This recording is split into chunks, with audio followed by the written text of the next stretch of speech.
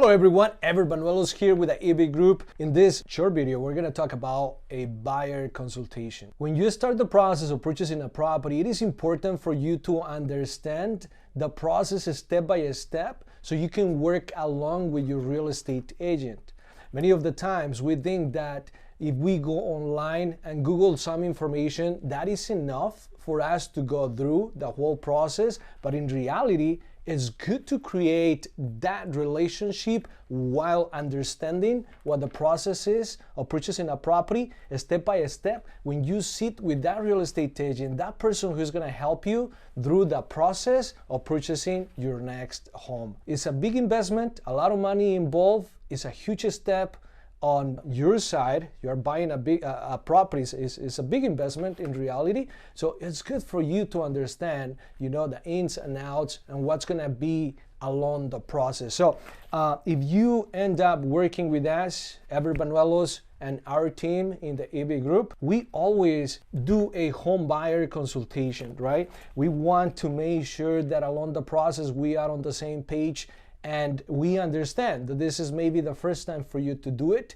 We want you to ask us questions, as many as you can, because if you understand it, the work that we do is gonna make sense, right? And it's gonna make it easier for all of us. We want to make sure that we give you the benefit at the end of the day of purchasing your property and negotiating in your behalf. So a buyer consultation is the process of what we follow along the way, and we start with the first step, which is finding the real estate agent who is going to help you out along the way, the person who you feel comfortable communicating and working with along the way. Like I said, it's a big purchase, a lot of money involved, and it's gonna be a bigger step for you and your family. Once you find the real estate agent who's gonna help you out, then we need to understand what is your financial pre-approval, what is your purchase power, right? How much you can afford. This step is really important because this is kind of the foundation of the whole process. This you need to discuss with a mortgage lender, and again, we have to find one that you feel comfortable with, hopefully a person who has the experience and understands the process so they can help you better. It sounds really easy, a mortgage lender, a bank, but there is a lot of information that is needed for them to be able to help you out in the best way. If you are a first-time home buyer, there is a lot of mortgage programs or government programs that are going to help you to qualify for that loan. For instance, an FHA loan, or as a first-time home buyer, you might be able to qualify for down payment assistance and closing costs and any other programs that are going to be available there for you.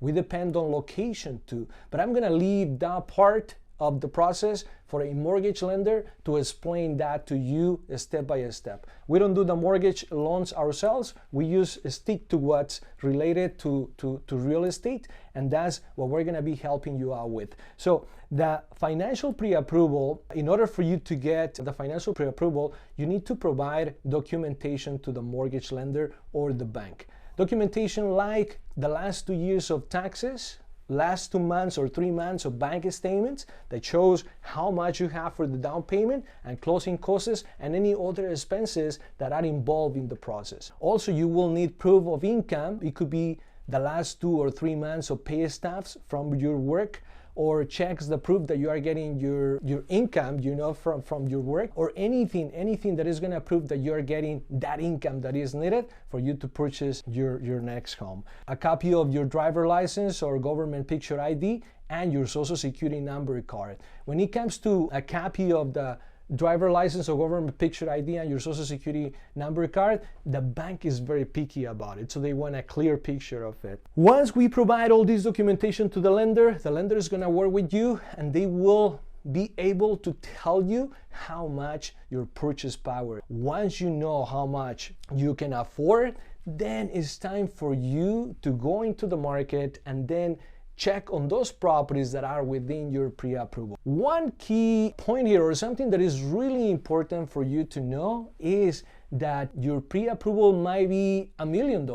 However, you gotta make sure that you understand with your mortgage lender how much your interest rate is going to be, how much your monthly payment is going to be, including your interest rate, principal and interest, mortgage insurance, and everything else that is involved, not involved, but included in your monthly mortgage payment, right? Because if your mortgage payment is going to be really high, we don't want you to go that way. We want to make sure that it is comfortable for you to not get in trouble, for you not to get in trouble in the future once you buy your property. The next step is for you to analyze what are the wants or the list of things that you want to have in your next house. So for instance, if you want to get a 2-bedroom, 2-bathroom house with a big yard on the back, high ceilings, parking for your cars, or you want to be close to the schools, shopping centers, and so on. So it's a good time for you to analyze what is the criteria that you want to get in your next house. So once you have that clear, then you have already your pre-approval. We are out on the market and checking on those properties that are within your purchase power. And so it is time for you to go out and see these properties. It is very important that you go out and see these properties, because on pictures, on videos, the property might look really nice and big, but when you go to the property, it might be nothing than what you saw on a social media video or pictures. So it's always good to go and check. It's also important, right? The house might be beautiful, right, and big and just the way that you want it, but the neighborhood might be different, right? So it's always good to go to the property in the morning, drive around in the afternoon, do the same, and at nighttime, so you can kind of see, what kind of neighborhood you are buying your next house. This is important. Why? Because the house, you can update it, you can change the color, you can do anything to it. However, the neighborhood, it's something that you will get, and it's not gonna, you're not gonna be able to change it that easily, right? Once we see properties that you like, and let's say you saw 10 properties that you really love, maybe 5 of them were the best, and you wanna send offers to all of them, you can send more than one offer. Now, when you send these offers, the sellers are going to review, and then they're gonna come back to us maybe with a counted offer. They might be negotiating the price or no repairs on the property or anything, right? So now it's time for us to get back to them with the best terms that we can. It becomes a negotiating part, but it's still, in most cases, we're going to be competing with other buyers out there who are looking also for a house, like you are. Once we come to a mutual agreement, and let's say, from the 5 offers that you sent, you got 3 sellers that are interested in your offer, we have to pick one, right? If you are financially pre-approved for only one property, we have to choose the best, the one that you really like. If we come to a mutual agreement, the sellers accept your offer, and you decided on that house that you like, and you move forward, then we go ahead and we enter in a timeline, and that's when we open escrow. Once we open escrow, our timeline is gonna look something like, at the opening of escrow, most of the times you will have 3 days to send your initial deposit. Most of us, we call it earnest money deposit. The initial deposit, it is important because that's like an assurance to the seller saying that, yes, I'm really interested in buying your property, and here is a security deposit for you to hold the property for me. You have 3 days, and that is crucial. That is really important that you comply with sending that money to escrow. Now, this money is not going directly to the seller. It's not a risk yet. Why? Because it's going to escrow. Now, just to make sure that everyone is in the same page here, escrow is a company who is in the middle between the buyer and between the seller. Escrow is the mediator company. So when you send that initial deposit, it'll go to escrow. Escrow will hold it for the buyer and the seller. So the seller is not gonna get that money yet. So after the 3 days, once the funds are in, escrow confirms with the seller and the buyer, and then we continue moving forward. From the day that we open escrow, we have 5 to 7 days. The number of days is negotiable, but usually 5 to 7 days to do home inspections to the property, right? This becomes a contingency for the buyer to move forward and perform on the purchase of that property. Home inspections are an important contingency because this is an opportunity for the buyer to understand the condition of the house that they are buying. Now, the things that are important to understand through the process of a home inspection is structure, roof, plumbing, electrical. The home inspector that you hire is going to check on everything that he or she can find. Why? They are licensed and they want to make sure that you know everything that they could see, good or bad, for you to understand the condition of the property. Now, once the home inspection is done, the home inspector is going to send us a home inspection report so you can have that in writing. And now it is time for you to review and negotiate any needed repairs or anything that needs to be taken care or fixed with the seller, right? Many of the times the seller will be happy to do it, but many of the times they are not willing to do some of the repairs. Now, my advice to you as the buyer is that if they are small repairs, something that you can take and fix it yourself later, then you should do it just to not get the seller in a wrong side and changing his mind or her mind on selling the property, right? Now, if it is a big repair, let's say the roof, something that is going to cost $10,000, $20,000, or maybe plumbing or AC or anything like that, then yes, absolutely, it's good to negotiate and see what we can get fixed, something that is not going to get you in trouble once you move into the property, right? So one more thing that is really important when you go through the home inspections, the home inspection most of the times has a cost to it. So it ranges anything between $300 to $450, right? It depends on the inspector and it depends on the size of the house that you are buying. This is the first contingency. The second contingency is the appraisal inspection. Now, if you are financing, and it doesn't matter if it is an FHA, conventional, or a jumbo loan, the bank wants to make sure that you are buying a property that is priced accordingly. You know, that you are not, they don't want you to overpay on that property. Why? Because they will take the risk as well. So they will ask you to pay for an appraiser who is going to go to the property and is going to review the property, check the condition of the property, and also compatible sold properties in the area, the neighborhood, to come up to the value of the property in the current market. The appraiser is not paid by the bank. It's another expense that you have to take, and price or the cost for the appraisal ranges anything between $500 to $1,200, and it also depends on the house, neighborhood, and the appraiser himself or herself. Now, remember we said we are in a timeline, so from the date that we open escrow, we might have anything between 9 to 17 days for us to get an appraisal report. The number of days for these contingencies may be negotiated. In this case, let's say if the appraisal comes at a lower price, then the logic thing to do here for the buyer is to negotiate the price down with the seller. Now the seller may say, no, you know what, I want what you offer for my property and I won't change the price. Well, you as a home buyer, you still have that appraisal contingency. You can say, well, thank you so much, Mr. Seller. I don't want to overpay for this property. Or if you really like the property and want to move forward, you might want to come up with the difference and give it to the seller through escrow. Now, if the property came up to the same value as you are in agreement with the seller, then you might be okay. You just move forward and continue with the sale.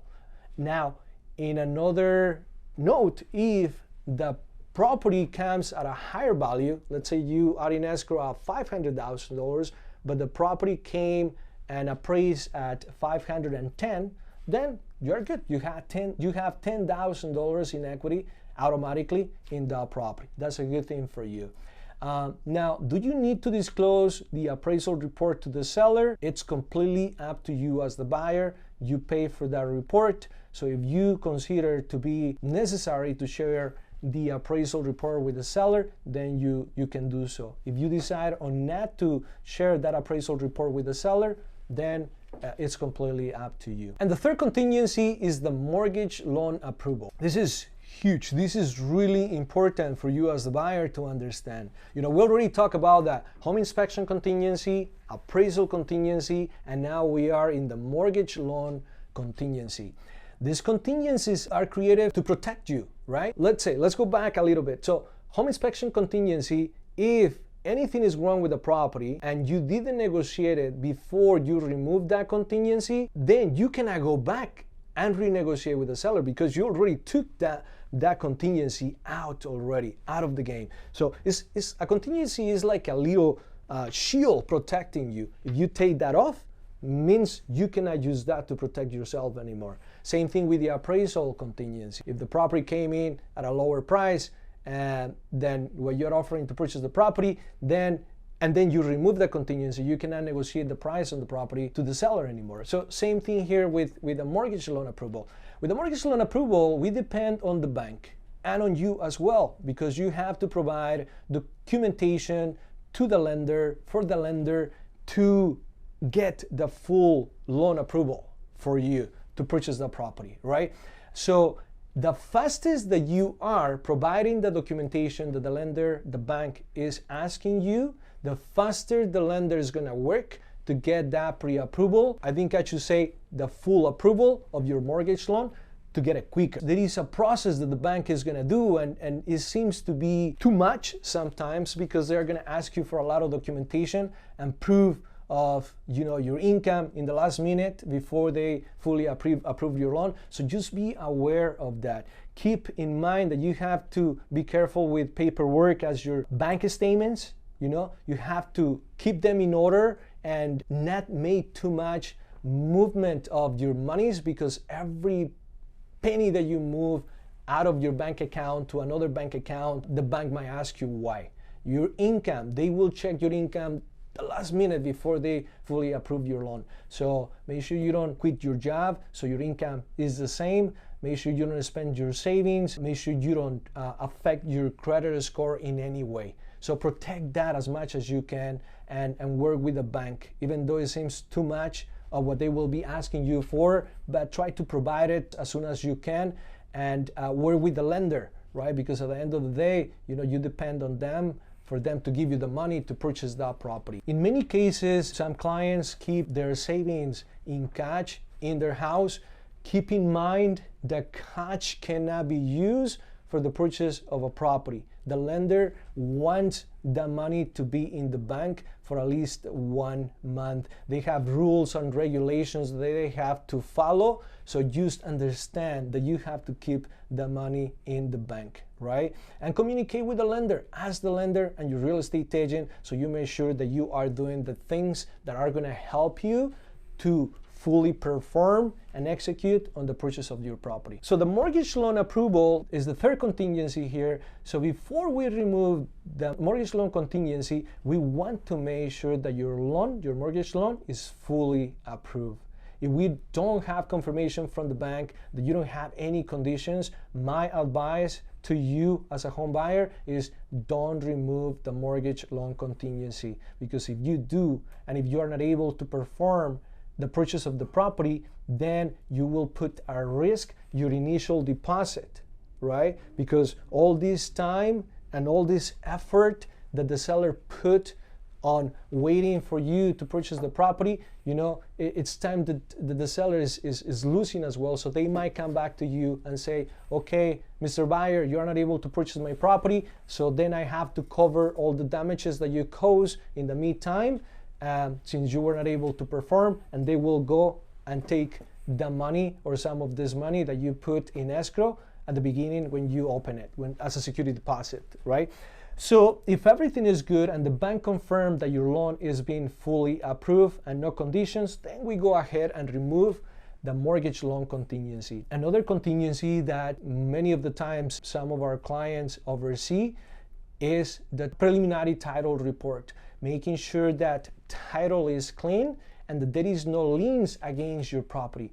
Once you purchase that property, if you are not careful, if you don't check title, you will buy the property with any liens attached to it. So through the process of escrow, we will have a title company working with them as well and making sure the title on that property is clean, right? They will dig and check if there is any liens, anything, any judgments or litigations affecting title on the property. So that is huge. That is really important. It will save you a lot of frustration if anything goes wrong, if you don't check that out. Here we're almost at the end of the process, but before we finish, I want to bring these two things that I don't want you to forget before closing of escrow, and that is home warranty. Most of the times you are able to get a home warranty for 1 year, and this is going to protect you in case anything happens to the property.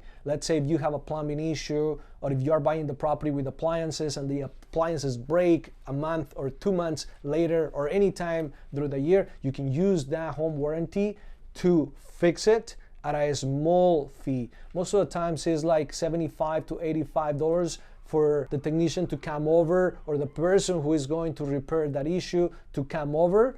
And if it's gonna cost $1,000, $2,000, you might be covered by the home warranty. So that is number one. Number two is title insurance, right? Once you buy the property, you never know what was pending on title that maybe the title company didn't see, maybe a lien or a judgment against it through the process. So you want to make sure that you get title insurance. If anything happens, remember that title insurance should protect you. Now, almost to the end of the process, 5 days before we close escrow, you with your real estate agent go back to the property and check to make sure that the property is in the condition that you agree to purchase it. And that is, if you agree with the seller, for the seller to do any repairs to the property, you go back and check and make sure those repairs were done. The condition of the property has to be the same or better if those repairs were done. But believe it or not, in some cases, it has happened that the sellers, anyone, takes the toilet, takes the chandeliers, or even worst, copper from the electrical wiring in the house. So make sure that you go back to the property, and that is called final walkthrough or verification of the property. Once that is done and everything is clear and good, then you're good. Escrow is going to tell you we're going to close escrow soon. Title and escrow will work on the recording of your name on title for the property, on the property. Once you get confirmation from escrow, that means you are the new owner to that property. And congratulations, this is the first step for you to go into wealth for you and your future. This house or this property, real estate property, it doesn't matter if it is a condominium, townhouse, single family home, duplex, or multi-unit. This property is gonna build wealth for you and your family from now on. You just have to be careful, maintain it, and take care of it. If you need anything, just reach out to us. We will be more than happy to have this buyer consultation with you and your family. The most important thing here is that you understand the process and feel comfortable moving forward with one of the biggest investments in your life.